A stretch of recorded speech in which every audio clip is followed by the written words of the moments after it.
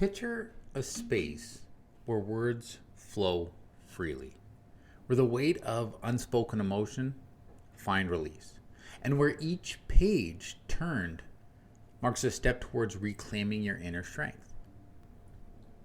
Today, we embark on a journey through the art of journaling, a journey that empowers our everyday heroes to confront their experiences with courage, embrace their vulnerabilities with compassion, and chart a course towards healing and growth. So today we're going to uncover the profound impact of journaling in the lives of those who wear the badge, guiding you to beyond survival towards a thriving resilience. Today's episode, I'm going to dive into a transformative tool for recovery, journaling. Join me as I uncover how this simple yet profound practice serves as a sanctuary for emotional expression, a compass for recovery, and a catalyst for resilience and renewal. Welcome to Shields Down, Healing for First Responders, the podcast dedicated to supporting and empowering those who serve on the front lines as they navigate the challenges of PTSD and trauma. Each episode, we shine a light on the emotional realities faced by first responders. Together, we'll explore stories of resilience, gain insights from mental health professionals, and uncover practical tools to guide recovery and growth. So whether you're a first responder facing PTSD or someone who supports them, Shields Down offers connection, hope, and a path forward. So let's take the first step together. Put your shield down. Reclaim your strength, and remember, you're not alone. Tune in and let the healing begin. Let's start with journaling, because that's what we're talking about today. Now, journaling provides us with a private, judgment-free outlet to process difficult emotions. Now, when we begin to journal and we write down our thoughts and our feelings, it can really help to release a built-up tension and gain insights into what might be causing emotional triggers, helping to create that greater sense of control over our mental well-being. But I want to cover a few points of, why journaling is so important. Well, first of all, it's an emotional release and reflection, right? It serves as that safe haven where us as first responders can just write whatever we feel without that judgment. We can write down people that are pissing us off. We can write down failures that we've done, maybe things that we wanted to do but never accomplished, and we feel that we're letting ourselves down. Simple things, anything that you want to write in your journal, you can write. And this helps to get it out of your head and onto that paper, right? And this process is going to allow you to unload that pent-up feelings and explore those thoughts in a more structured manner. And it's going to help to foster emotional release and some introspection. Through regular journaling, we can gain valuable insights, right? Being able to write down what emotional triggers we've had, what situations have bothered us. You can look back and go, okay, what did I feel and why did I feel that?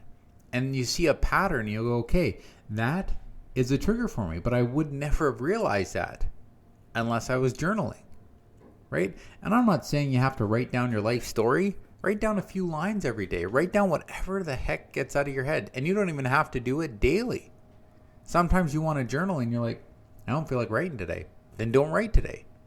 But when you have that feeling and you can begin to document your experiences and your reactions, you're going to develop this deeper understanding for your own mental health and your emotional landscape, which is going to empower you to recognize these patterns. And then it's going to teach you and show you how to manage them and your responses more efficiently. But when you begin to journal, it gives you that proactive tool for self-care, because you can engage in this reflective practice. And this helps to take that proactive role in your mental well-being. And it's going to help to enhance your coping mechanisms and help you cope with stress and promote resilience in the face of these challenges that may come in your life and in your job, right? When you regularly journal, though, it's gonna provide you with that structured method to track your mental health challenges over time. I know people that go extreme with their journaling. They have like tabs on each pages, like colored tabs of how they felt that day. A green tab felt good, red tab felt bad, and you can go back and forth to see what really connected with you and why you felt and what triggered you. And this teaches you how to create that nuance in your life. And the biggest thing we're trying to do is we're trying to move ourselves forward. We're trying to move from the surviving to that thriving lifestyle. So when you begin to document your thoughts, your emotions, your behaviors, you can really identify that reoccurring pattern. Now, this awareness is going to help you recognize your triggers and understand how different activities and different situations influence your mental state.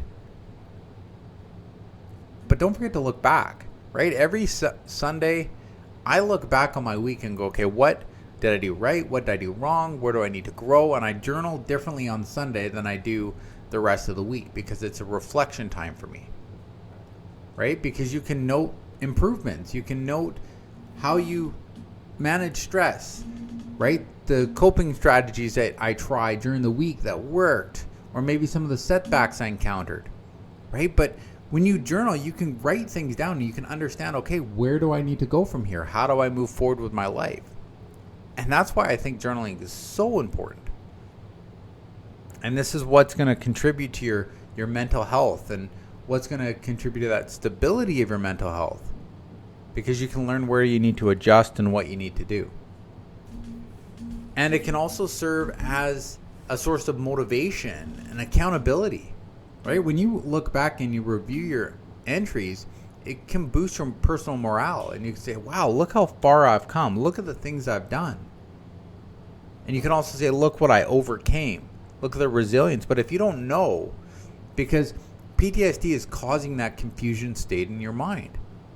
So it's hard for us to concentrate. It's hard for us to kind of remember certain things. And that's why writing it down daily is so important. Because it helps you to remember. It helps you to go, oh yeah, I remember during that shift on Monday, I had this situation where I was able to use that the tactical breathing mechanism, and it helped me overcome that. But by Friday, you've already done maybe 3 more shifts and you don't really remember that one situation you had, but because you look back, it helps you and it motivates you. That's why I feel that journaling is so important, right? When you journal, it doesn't have to take long. Most people think, oh man, I gotta sit down for an hour. No, take 5 to 10 minutes to journal every day, twice a day if you can. Once in the morning to just plan your day out, and once at night to reflect. And this is going to provide you with that structured outlet. And it encourages mindfulness because you pay more attention to the little things. Okay, I know I'm journaling tonight, so I want to pay attention to the things that happened to me today. So what are some benefits of this mindfulness daily practice, right? Like I said, it causes you to pay attention to each present moment without judgment. You can sit there and say, oh man, I failed at that. But you can write about that and know that nobody else in the world is judging you because it's in your book, right? And then you take that and learn from it. By cultivating this mindfulness in the journaling practice, it's going to teach you, and you're going to learn how to manage your reactions effectively. It's going to help you to reduce that intensity of PTSD symptoms like hyperarousal or emotional numbness, right? It's going to provide you with that valuable coping mechanism. And it's going to help to promote mental clarity, emotional stability amidst the challenges that we face. So again, what is that exercise I want you to do today? Well, first, it's journaling. And I want this to be a nighttime journal. So basically, At the end of each day, take 10 minutes. Find 10 minutes, even if you're, I don't know what you'd be doing at the end of your day. But take 10 minutes at the end of the day and write down 4 questions, right? What was the most challenging part of my day and how did I handle it? How did I feel physically and emotionally throughout the day? What is one positive thing I experienced or learned today? And what can I focus on tomorrow to continue my growth and healing? And this little exercise is going to help you to reflect on your experience, process your emotions, and identify areas for growth while you celebrate those positive moments. And that's what it's all about. It's all about growing. It's all about becoming that new person. But as I conclude today's episode, I want to remind you that we explored this transformative power of journaling. I personally believe it's a life changer, right? Because it provides you that safe haven for emotional release. It emerges more than just this practice. It's a lifeline towards healing and growth. And when you can do this as a daily practice, I promise you, my friends, your life is going to change. Because you can have daily reflection. You can track your journey. You can empower yourself to navigate these complexities of PTSD with resilience and renewed purpose. Now, I encourage you to integrate journaling into your daily routine. Remember, each word penned on that beautiful piece of paper is a step towards reclaiming your inner strength, understanding your triggers, and celebrating your victories. Because doing all this is going to embrace that journey towards healing.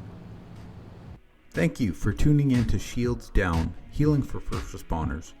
Remember, healing is a journey, and each step forward matters. Now, if today's episode resonated with you, share it with someone who might need it. And don't forget to subscribe for more stories, insights, and tools for recovery. Together, we'll build a stronger, more resilient community. Until next time, stay safe, stay strong, and we'll see you on the next episode.